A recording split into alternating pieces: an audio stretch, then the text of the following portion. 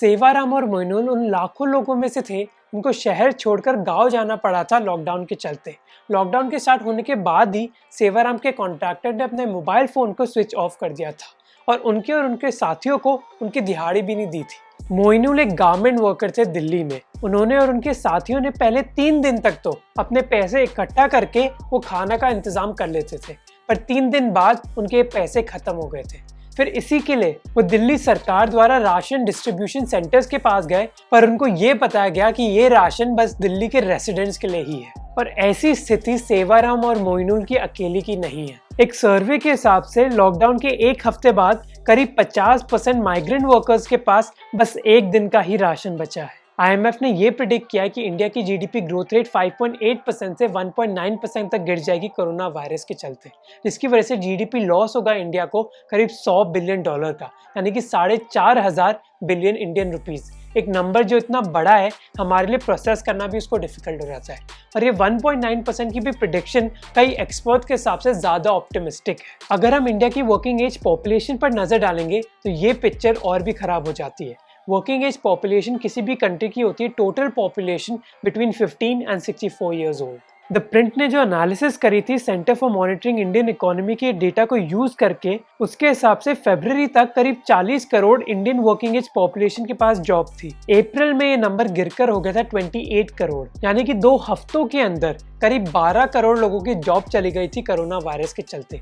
12 करोड़, एक ऐसा नंबर जो करीब 150 कंट्रीज की पॉपुलेशन से भी ज्यादा है। इस इकोनॉमिक डैमेज के चलते इंडियन गवर्नमेंट ने करीब 1.7 ट्रिलियन रुपीस का पैकेज अनाउंस किया है, जो करीब 1% है इंडिया की GDP का, जबकि US का पैकेज करीब 10% है उनकी GDP का और जर्मनी का करीब 20%। इसलिए कई लोगों का मानना है कि ये इकोनॉमिक पैकेज काफी नहीं होगा, पर वो ये भी दर्शाता है कि इंडियन गवर्नमेंट की फाइनेंशियल सिचुएशन अभी इतनी अच्छी नहीं है।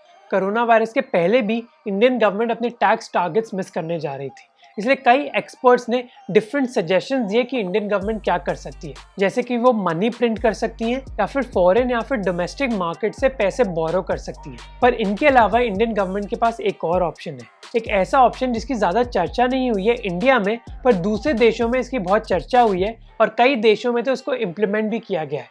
एक वेल्थ टैक्स, यानी कि एक टैक्स जो इंडिया के सुपर रिच लोगों पर लगाया जाएगा, और इसी के बारे में हम डिस्कस करेंगे इस वीडियो में। जैसा उसके नाम में लिखा है, एक वेल्थ टैक्स एक टैक्स होता है किसी भी इंडिविजुअल की वेल्थ पर। अब ये इनकम टैक्स से कैसे डिफरेंट है?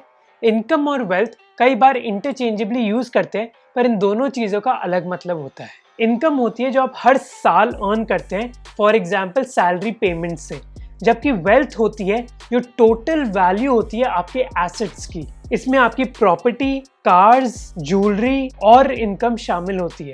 तो इनकम बस एक भाग होता है टोटल वेल्थ का। करंटली हर साल लोग अपनी इनकम पर जरूर टैक्स देते हैं, पर अपनी वेल्थ पर कोई टैक्स नहीं देते। इसलिए 2 लोग जिनकी सैलरी सेम है वो सेम ही टैक्स देंगे, चाहे उनकी वेल्थ बहुत डिफरेंट हो। अभी दुनिया भर में कई लोग इस वेल्थ टैक्स से इनकम इनइक्वालिटी को कम करना चाहते हैं। जैसे इंडिया में टॉप 10% रिचेस्ट लोगों के पास इंडिया की 56% वेल्थ है। ये वेल्थ टैक्स एक इम्पॉर्टेंट पॉलिसी एग्जाम्पल था कई डेमोक्रेटिक प्रेसिडेंशियल नॉमिनीज के लिए, और ऐसा टैक्स कई यूरोपियन कंट्रीज में ऑलरेडी इम्प्लीमेंट हो चुका है। और ये टैक्स पूरी पॉपुलेशन पर नहीं होगा, बल्कि एक सिलेक्टेड ग्रुप पर ही होगा। जैसे एलिजाबेथ वॉरेन के प्रपोजल के हिसाब से वो ये वेल्थ टैक्स बस रिचेस्ट 0.1% अमेरिकन पर ही लगाना चाहती थी। इंडिया में एक वेल्थ टैक्स गवर्नमेंट के रेवेन्यूज को इंक्रीज कर सकता है, और कई स्टडीज हुई हैं ये देखने के लिए कि इसकी स्पेसिफिक डिटेल्स क्या होंगी। डैलबर्ग की एक स्टडी के हिसाब से अगर 0.4% का टैक्स रेट लगाया जाए टॉप 10% सबसे अमीर इंडियंस पर, तो वो 3 महीने के लिए बॉटम 50% इंडियंस को सपोर्ट कर सकते हैं। इस बात को वापस सुनिए कि 0.4% का wealth tax top 10% richest Indians पर 3 महीने के लिए 50% इंडियंस को सपोर्ट कर सकता है। स्क्रोल की एनालिसिस एक डिफरेंट अप्रोच पर निर्भर करती है। उन्होंने हरुन लिस्ट का डेटा लिया। हरुन लिस्ट ऐसी लिस्ट है जिसमें वो फैमिलीज है जिनकी वेल्थ 1000 करोड़ से ज्यादा है।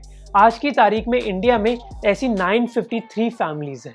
ये 953 फैमिलीज 0.0004% है पॉपुलेशन के हिसाब से, पर उनका योगदान इंडिया की GDP में है 26%। और एक 4% वेल्थ टैक्स उनकी वेल्थ पर हमें 1% दे देगा इंडिया की जीडीपी का, जो इंडियन गवर्नमेंट के कोरोना वायरस के इकोनॉमिक पैकेज से भी ज्यादा है। अरविंद सुब्रमण्यम और देवेश कपूर, तो नामी इकोनॉमिस्ट, ने भी ऐसी ही सलाह दी है। वेल्थ टैक्स इसलिए प्रपोज किया जा रहा है क्योंकि इसमें कई एडवांटेजेस हैं जो दूसरे मेथड्स में नहीं है। जैसे कई लोग कह रहे हैं कि ऑयल प्राइसेस के कम होने से इंडियन गवर्नमेंट के रेवेन्यूज को एक बूस्ट मिलेगा, पर यह बूस्ट भी लिमिटेड होगा क्योंकि अभी ऑयल की डिमांड इतनी नहीं है इंडियन इकोनॉमी में। कई लोगों ने फिर पैसा प्रिंट करने का भी सुझाव दिया है, पर इसकी वजह से इन्फ्लेशन बढ़ सकती है और कई लोगों की परचेजिंग पावर कम हो सकती है। वेल्थ टैक्स की मेन एडवांटेज ये है कि एक लिमिटेड लोगों पर एक टैक्स रेट डालकर इंडियन गवर्नमेंट की फाइनेंशियल पोजीशन बहुत हद तक इंप्रूव हो सकती है, पर इसको इम्प्लीमेंट करने के लिए भी कई चैलेंजेस हैं। पहला कि इनकम को मेजर करना इजी होता है, पर किसी की वेल्थ को मेजर करना बहुत डिफिकल्ट होता है, क्योंकि ज्वेलरी, वॉचेस, कैश, इन्वेस्टमेंट्स, इन सभी चीज़ों को वेल्थ में डाला जाता है। सेकेंडली, क्योंकि इंडियन गवर्नमेंट की एडमिनिस्ट्रेटिव कैपेसिटी बहुत कम है, इसलिए वेल्दी लोग, जो अमीर लोग हैं, वो लूप होल्स ढूंढ सकते हैं अपनी वेल्थ बचाने के लिए। थर्डली, इंडिया के रिचेस्ट लोगों के पास बहुत पॉलिटिकल पावर है, इसलिए हो सकता है कि वो प्रेशर डाले गवर्नमेंट पर कि ऐसा वेल्थ टैक्स कभी भी इंट्रोड्यूस ना हो। और फाइनली, कई लोगों का मानना है कि एक वेल्थ टैक्स इंट्रोड्यूस करने से बिजनेसमैन का जो इंसेंटिव होता है इंडियन इकोनॉमी में इन्वेस्ट करने का, वो कम हो जाएगा। इसलिए शायद हमारी गवर्नमेंट एक सिंगल स्ट्रैटेजी पर डिपेंड ना करके कई चीजें कर सकती है। वेल्थ टैक्स के अगेंस्ट जो सारे ही आर्ग्यूमेंट दिए जा रहे हैं वो सभी फेयर हैं, पर इंडिया की इनइक्वालिटी को कम करने के लिए ये एक इम्पॉर्टेंट तरीका है। 2012 में हरून लिस्ट में बस 100 फैमिलीज थी, पर 2019 में अब 953 फैमिलीज हैं। हमारे देश में जहाँ कई सिविल सर्वेंट्स और डॉक्टर्स को मजबूरन अपनी सैलरी डोनेट करने के लिए बोला जा रहा है पीएम केयर्स फंड में, एक वेल्थ टैक्स इस चीज़ से बचने के लिए इम्पॉर्टेंट तरीका है।